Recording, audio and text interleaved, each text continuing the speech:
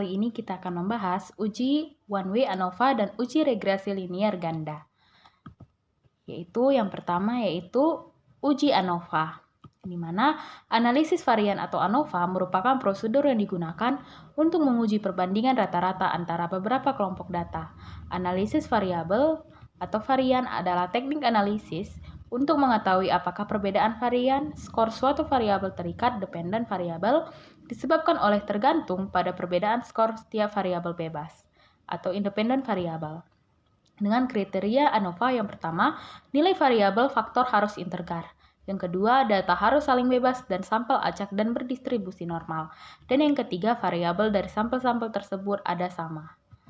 Yang keempat, sampel tidak berhubungan satu dengan yang lain. Dan yang kelima, dalam beberapa kasus tertentu uji ANOVA dapat digunakan dalam penelitian eksperimen yang membandingkan antar kelompok. Selanjutnya perhitungan uji ANOVA di mana yaitu rumusnya F hitung sama dengan FA per FD sama dengan KRA per KRD sama dengan JKA per DBA per JKD per DBD di mana sama dengan varian antar grup per varian antar grup. Varian dalam grup dapat juga disebut sebagai varian galat atau dirumuskan sebagai JKA sigma XA1 kuadrat per sigma N A1 dikurang sigma XR kuadrat per N untuk DB A sama dengan A kurang 1 dan mencari JKD sama dengan sigma X 2 sampai T dikurang sigma X AI kuadrat per N AI untuk DBD sama dengan N kurang 1 di mana sigma XR kuadrat per N adalah faktor korelasi dan N adalah jumlah keseluruhan sampel serta A adalah jumlah keseluruhan grup sampel. Soal pertama yaitu sebuah penelitian membandingkan penurunan berat badan pada 3 jenis diet rendah lemak, diet rendah karbo, dan diet tinggi protein. Setelah 8 minggu, peneliti melakukan uji ANOVA satu arah dan mendapatkan nilai P sama dengan 0,001. Apa kesimpulan yang tepat? A. Tidak ada perbedaan penurunan berat badan antar ketiga diet. B. Ada perbedaan penurunan berat badan minimal pada satu kelompok diet. Dan C. Diet yang paling baik adalah diet tinggi protein. D. Semua diet memberikan hasil yang sama. Dan E. Penelitian harus dilanjutkan tanpa uji lanjutan. Jawabannya adalah B. Dengan penjelasan P lebih kecil dari 0,01 adalah ada perbedaan antara rata-rata minimal antara satu kelompok diet. Tidak langsung menyimpulkan diet di mana yang terbaik. Soal nomor 2. Balita dibagi menjadi 4 kelompok berdasarkan jenis MPASI yang dikonsumsi.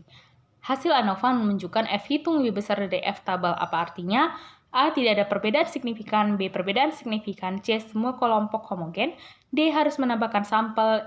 E. Tidak layak uji. Jawabannya adalah B. Dengan penjelasan, jika F hitung lebih besar dari F tabel, maka HO ditolak dan terdapat perbedaan asupan Fe antar kelompok. Soal nomor 3. Penelitian mengukur pengetahuan gizi pada 3 metode edukasi. Video, leaflet, dan konseling langsung dengan p-value adalah 0,09. Apa keputusan? Yaitu A. Tolak HO, B. Terima HO, C. Lanjutkan uji post hoc, D. Metode konseling paling efektif, dan E. Data tidak valid. Jawabannya adalah B. Dengan penjelasan P sama dengan 0,09 lebih besar dari 0,01, di mana tidak ada perbedaan signifikan pengetahuan antar ketiga metode.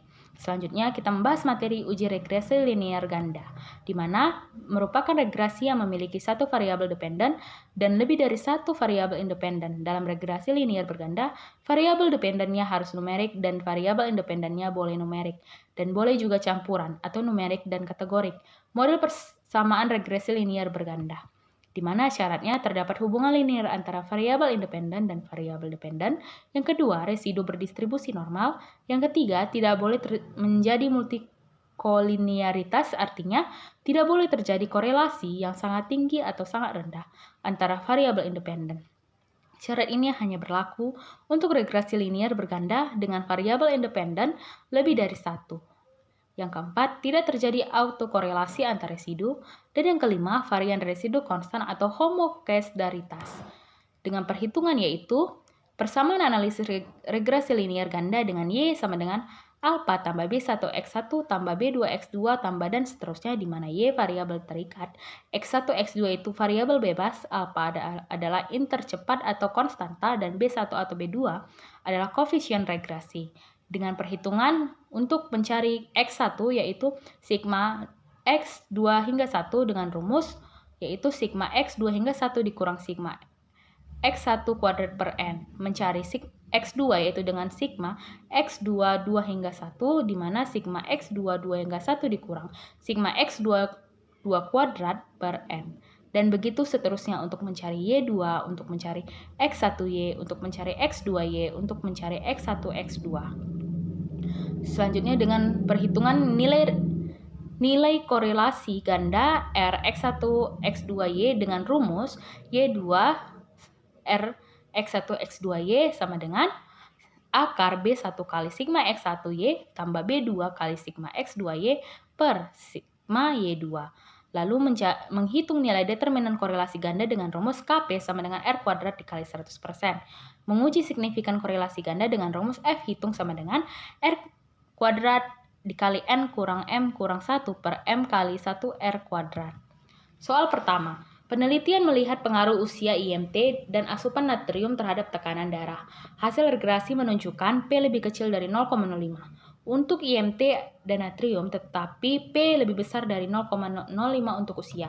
Apa artinya? A. Semua variabel berpengaruh. B. Tidak ada yang berpengaruh. C. Hanya IMT dan natrium berpengaruh. D. Usia yang paling berpengaruh. D. Model tidak layak. Jawabannya adalah C. Penjelasan, hanya variabel P lebih kecil 0,05 yang berpengaruh signifikan. Soal nomor 2. Variabel bebas energi, protein, frekuensi makanan. Dengan hasil uji parsial energi T hitung 3,2, T tabel 1,98. Protein T hitung 1,1 dan T tabel 1,98. Frekuensi makanan T hitung 2,5, T tabel 1,98. Dengan pilihan A semua variabel signifikan, B energi dan protein signifikan, C energi dan frekuensi makanan signifikan, D hanya energi signifikan, E tidak ada signifikan. Jawabannya adalah C. Dengan penjelasan energi 3,2 lebih besar dari 1,98 signifikan, frekuensi makanan 2,5 lebih besar dari 1,98 signifikan, protein 1,1 lebih kecil dari 1,98 tidak signifikan. Soal nomor 3. Variabel bebas, edukasi, dukungan keluarga, motivasi. Dengan hasil uji simultan F hitung 5,60, F tabel 3,15. Apa yang dimaksud? A. Semua variabel tidak berpengaruh bersama-sama. B. Model regresi tidak layak. C. Variabel bebas berpengaruh secara simultan. D. Variabel bebas tidak harus diuji ulang. E. Terdapat multikolinearitas. Jawabannya adalah C. Penjelasan, F hitung lebih besar dari F tabel, di mana model regresi layak. Variabel bebas berpengaruh bersama-sama. Baik, sekian materi hari ini. Terima kasih.